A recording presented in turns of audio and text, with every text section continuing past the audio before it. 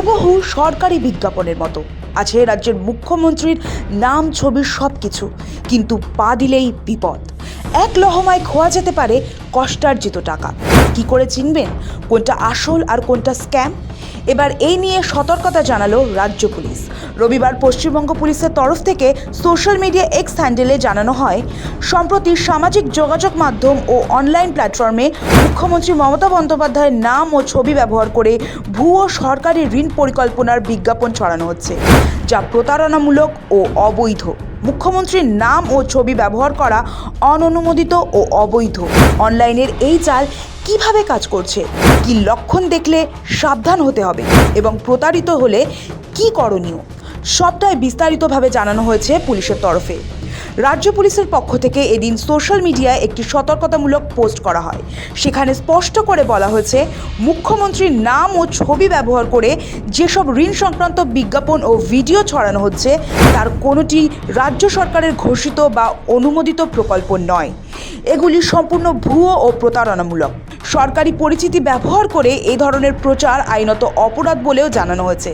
Police জানিয়েছে, প্রতারকেরা সাধারণত কিছু নির্দিষ্ট শব্দবন্ধ ব্যবহার করছে, যেমন তৎক্ষণাৎ ঋণ, সিভিল ছাড়া ঋণ, সরকার অনুমোদিত ঋণ, কোনো যাচাই ছাড়াই ঋণ।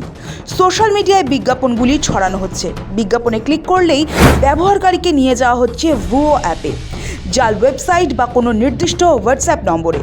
সেখানেই শুরু হচ্ছে প্রতারণার আসল পর্ব।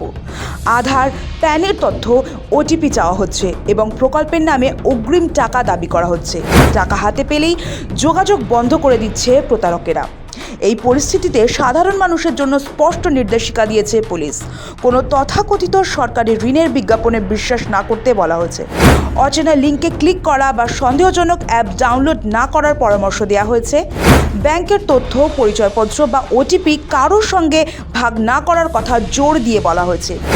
ঋণ সংক্রান্ত প্রয়োজনে কেবলমাত্র অনুমোদিত ব্যাংক, এনবিএফসি বা সরকারি ওয়েবসাইট ব্যবহার করার অনুরোধ জানিয়েছে পুলিশ। যদি কেউ ইতিমধ্যেই প্রতারণার শিকার হয়ে থাকেন, সেক্ষেত্রে দেরি না করে ব্যবস্থা নেওয়ার কথাও জানিয়েছে রাজ্য পুলিশ। অচেনা কাউকে টাকা দেওয়ার আগে যাচাই জরুরি। বিপদে পড়লে সঙ্গে সঙ্গে সাইবার অপরাধ হেল্পলাইন 1930 নম্বরে যোগাযোগ করতে হবে।